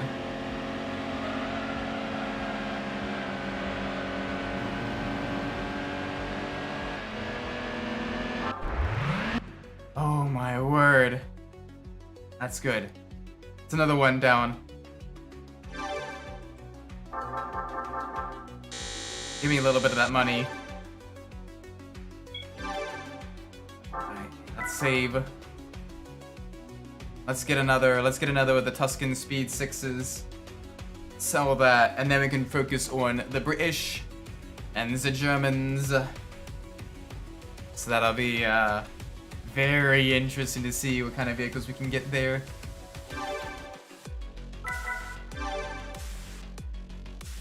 Alright.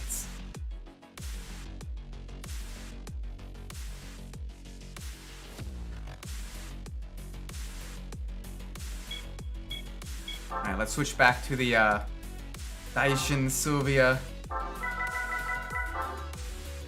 Get another Tuscan, and I think we'll focus on the British cars next because we only have two races there.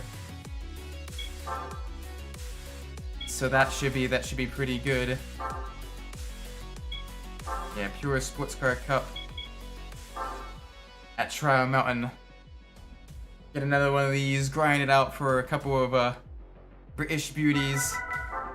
I probably need to do this one more time for the Germans as well, because both the British and the German cars are going to be pretty expensive, especially because of the horsepower limit on those is going to be quite high.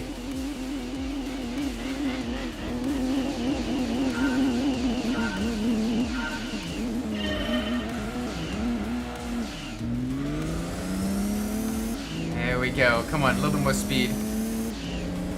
Oh, I got the motorsport Elise in there as well.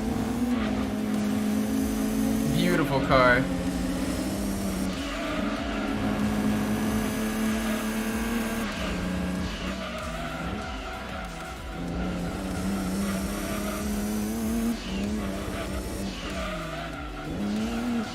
There we go, nice and smooth through the twisties.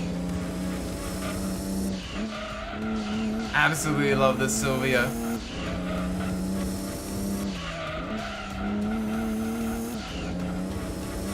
Love the way it drives.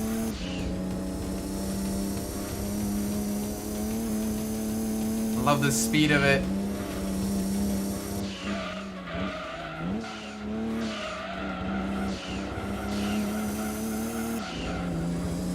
Just has plenty of grip, gobs of grip.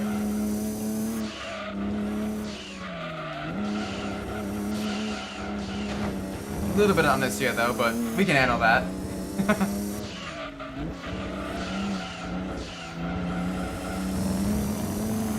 Alright, come on, big push now. One more lap to go. Through the death chicane. No spins there, no spinala.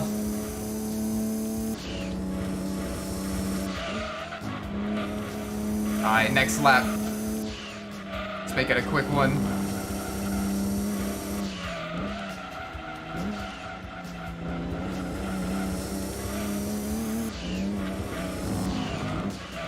Whoa, okay. Alright. Little bit dicey there. Little bit dicey there. Alright, down the backstretch, through the tunnel. Use the speed, use the power of this turbocharged inline 4. Huge boost pressure.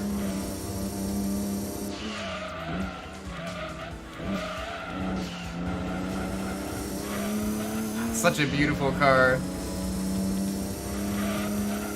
If I ever become wealthy enough, I would love to have an S15 Sylvia. These things are so nice.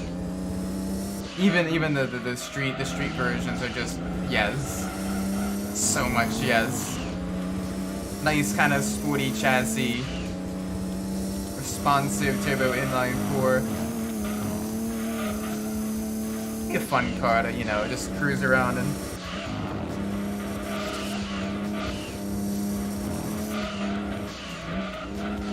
Alright, there we go. That wasn't too bad. Yeah, this should definitely give us enough for the British races.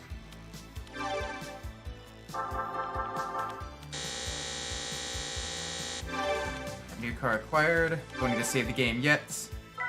Alright, let's see what horsepower level we need for the first British race. I think it's just under 200, like 195 or something in that range. I don't think it's any higher than that. Like the first British race is probably for like the British lightweights. So I can probably get something like a Lotus Elise, yeah, 197.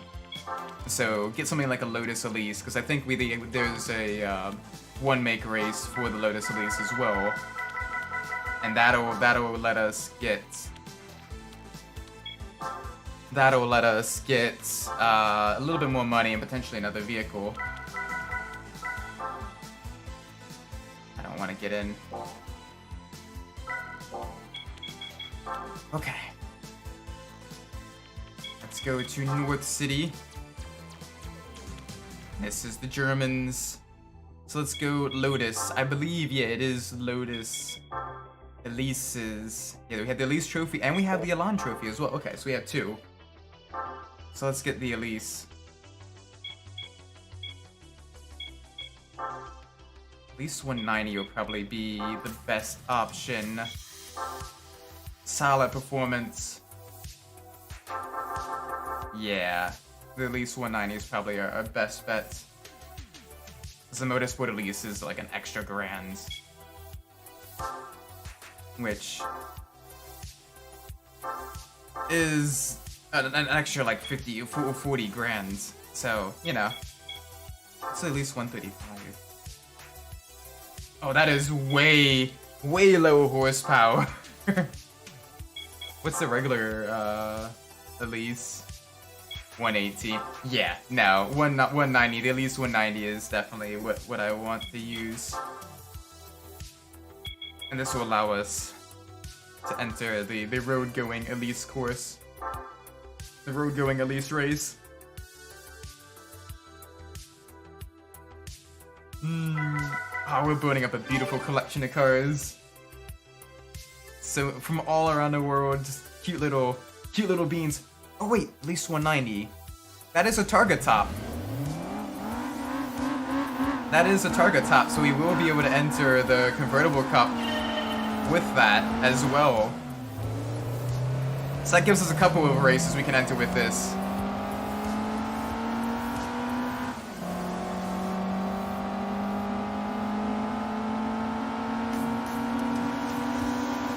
There we go. Get past. Oh, it sounds so good as well.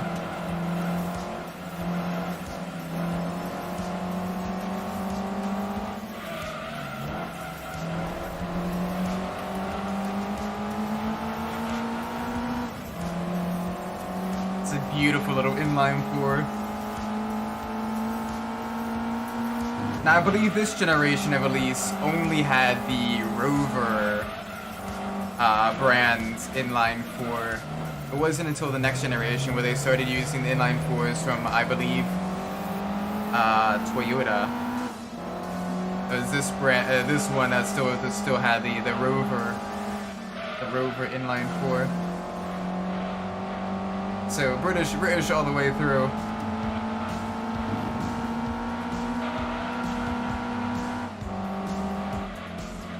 Either way, though, I love the Elise. Oh gosh, I get to drive so many like dream cars today. Just the fun little sports cars that'd be just, you know, a great addition to any garage. Just the lightweight mid-engine, the beautiful lines as well, the cute little face. It looks like it's smiling at you. Such a happy little car.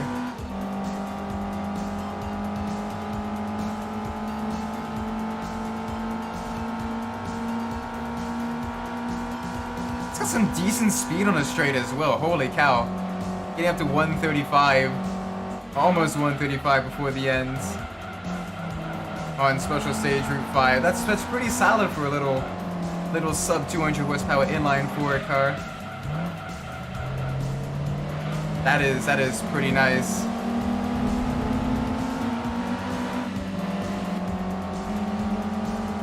I got them all catching us back up again.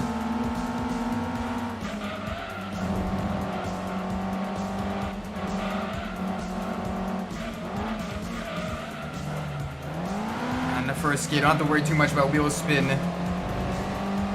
Just to the outside.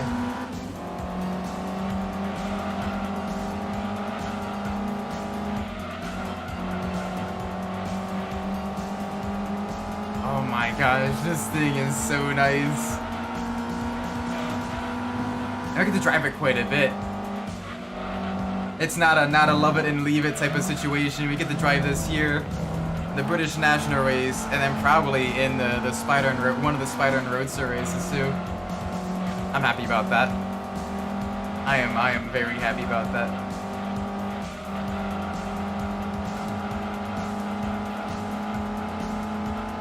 There we go. Come on.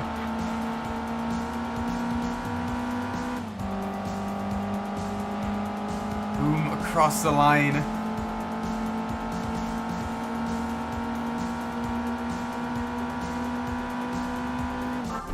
Nice. It's a nice relaxing race. Such a beautiful little car. Give us a little bit more money. There we go. No new car from that, but that is alright. We at least get such a cute little car. Love this thing.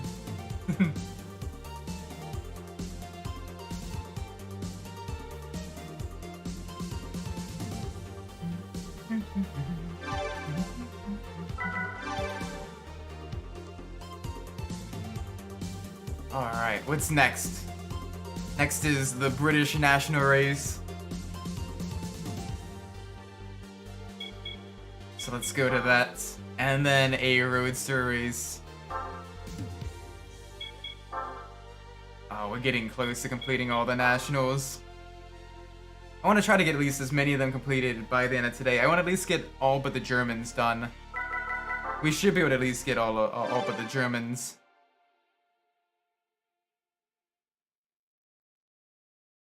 Alright, come on. Let's do this. At Trow Mountain. You got a couple of other mid-engine British sports cars. The MGFs, the Mini Coopers, the Lotus Elans. All kinds of little British lightweights here.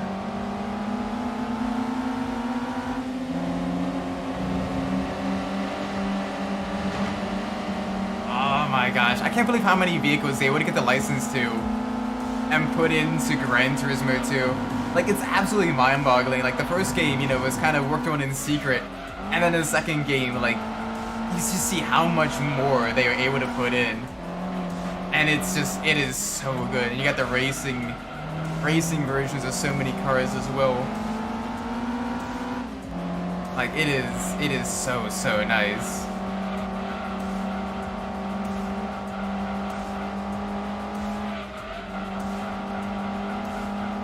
Oh, and his handle's so good through the Trial Mountain. Nice and twisty. Just really gets to show off the mid-engine performance of this.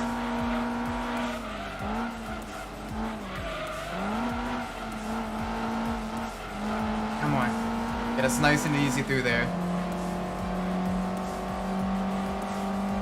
Alright, back again to the right.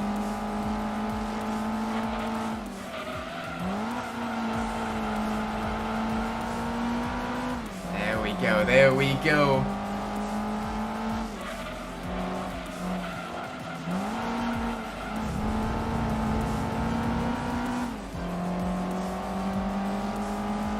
Oh, come on. Give us a bit more speed.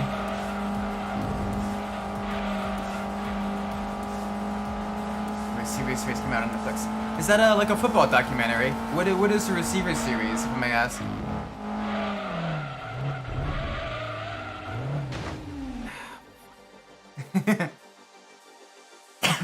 So it does not like curbs.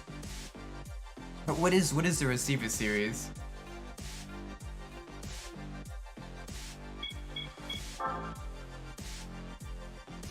That's gonna pick up the Super Bowl?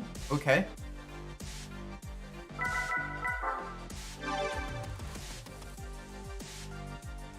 So what is it about? I haven't heard of. I don't think I've heard of this before. I don't usually keep up with Netflix. So usually my wife watches the Netflix. I mainly do like the racing games and that type of stuff, or the YouTubes for my more linear entertainment. Oh man, there's a lot of Lotus Salons here. Okay, good choice.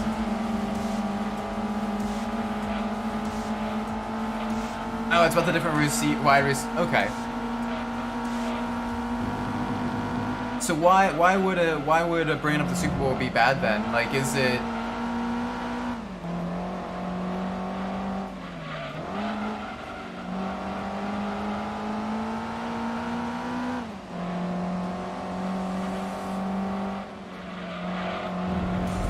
Which kiddo? Oh, cool. Okay, so you get, you know.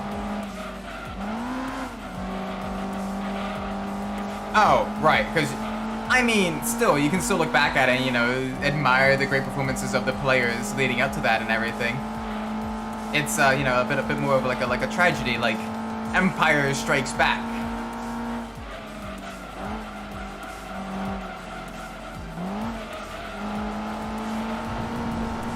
Okay, so it's still a little bit sore.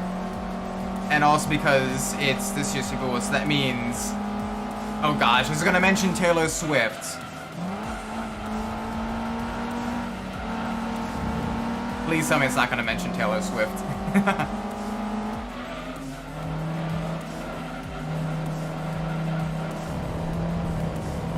Okay, running a little bit wide there. Don't do that, Isaac. Do not die, Isaac. Don't die, Isaac. Don't die, Isaac.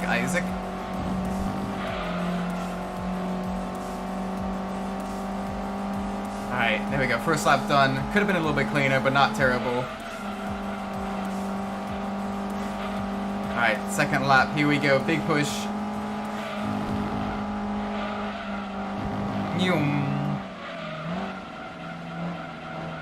Alright, get the car nice and turned in. Okay, good. At least it's not gonna mention her and Travis and all that stuff.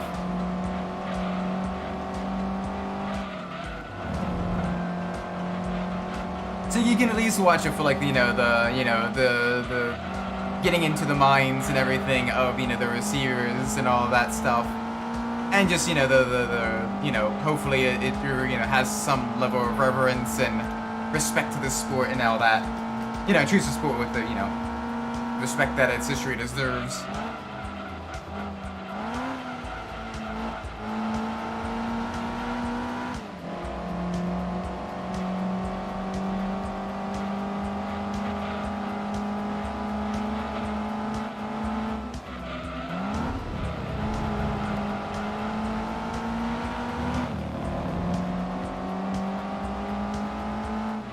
is really on here. I mean, I guess that's a good point. Like with I guess to put it in perspective, like the Sebastian Vettel, like yeah, he won 4 back-to-back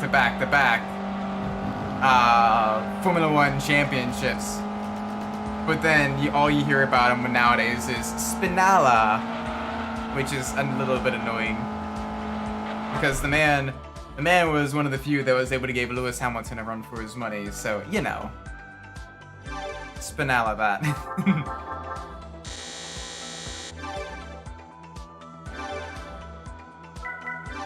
But yeah, no, I definitely get that. You know, it's the recency bias. It's still catching phrase from 28-3. True. That was 2016. And then you have the Yankees as well with the big choke.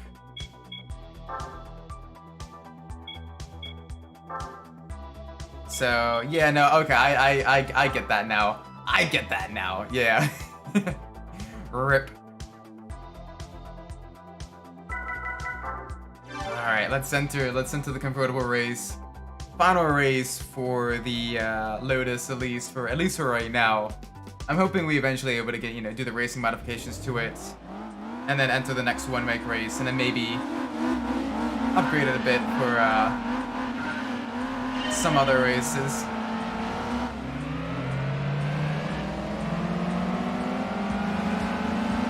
Regardless, so this is doing really well. That one isn't brought up as much as the Winter World Series after that. Okay, fair, but like it was still like into the lead-offs. But yeah.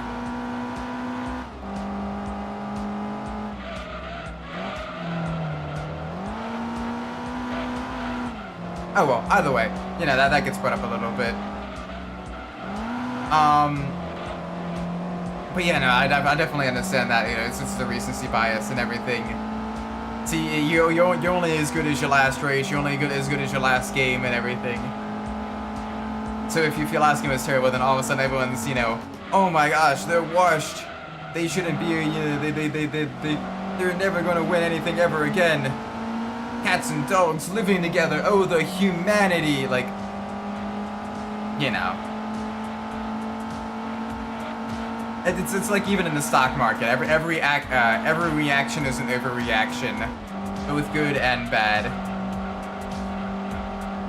Company gets a little bit of hype and everyone's like, buy.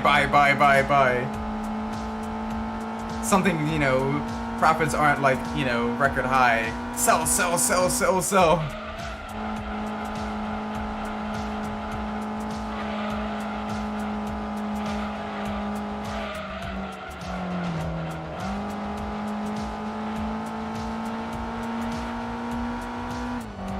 Yeah, if it's not the championship, it does fade a little bit.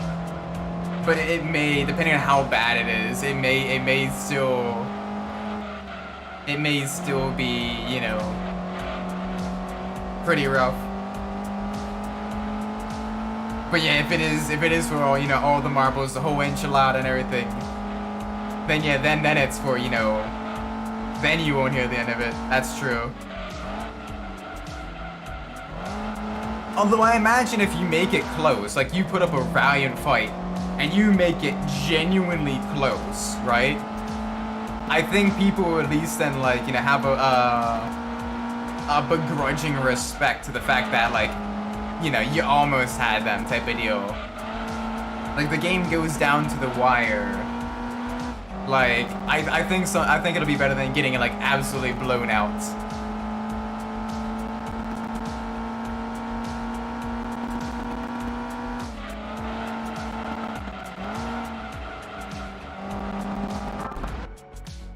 With their Lions or Ravens. True, fair. Probably hear about other things with regards to the Ravens though, just because Baltimore attracts the weirdness. Baltimore attracts all the weirdness.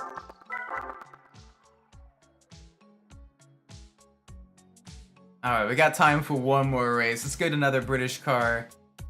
And let's do the final British National Championship race. And then we might end the stream after that because I need to still do dishes. And I need to get a few other things worth doing. I also want to see what our convertible car is. Yeah, that's what I'm supposed to be winning the Super Bowl. Hopefully y'all win it soon. Hopefully it's something good soon. Alright, what do we get? We got a Miata. I mean, actually that's pretty good. Let's do the Miata one make race. Let's do the Miata one make race.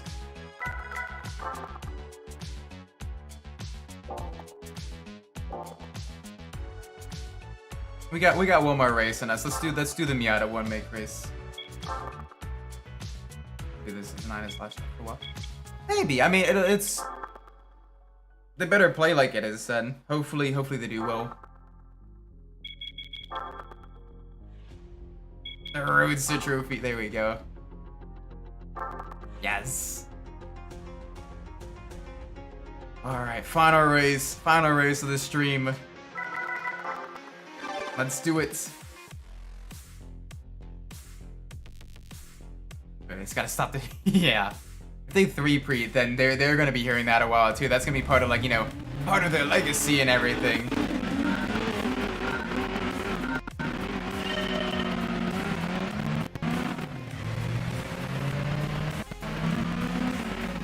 It's cool that you got a couple of different like custom body kits and everything for the vehicles as well in Gran Turismo 2, even if they are as separate like vehicles. Like it is cool to kind of have it as, you know, a potential prize car and everything.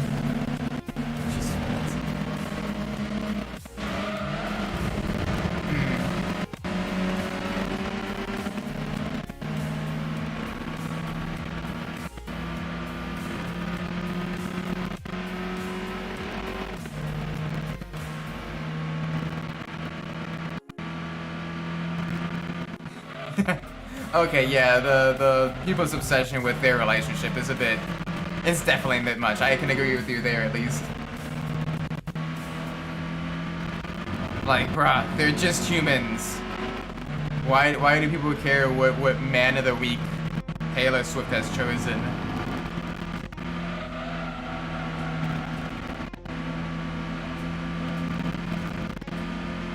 Go ahead, Patrick. It's basically like that one movie. It's fuck you, you're cool, fuck you, and I quit. It's like that. It's I don't like them, I don't like the fans, I don't like the relationship between these two. I like Patrick Mahomes. I don't like anything else. Oh, come on. Big draft down the main straight. There we go, a little bit of a nudge. 2 corners to go. Got the full pack behind us.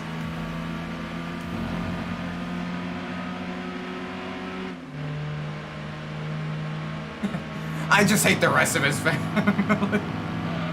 He's like, I don't mind him, but I hate every other member of his family. Oh, nice! Welcome, Fighter Thug. We're actually just finished our final race of the stream. Playing Gran Turismo 2. That's cool that you're playing Gran Turismo 3 as well. Hope it's going well for you. Gran Turismo 3 is one of my favorites because it's so easy to like sequence break. It's got a really good flow to the game as well. Ah, there we go. But we had won a Miata, and then we did the Miata race. It's such a beautiful little car. We really expanded a garage with a whole bunch of different vehicles in order to get as many of the races done for the National League. We got all of those. But anyway, I'm gonna be ending the stream here. Thank you all so much for watching. I do appreciate it. If you enjoyed the stream, please leave a like, subscribe. Let me know I'm doing well in the comments down below. If you didn't like the stream, please let me know I'm doing poorly so I can fix that in the future. With that being said, I'm an Isaac Umbras, and wherever you are in the world, whatever time it is for you, may it be a great time. And I hope to see you all in the next stream. Bye bye.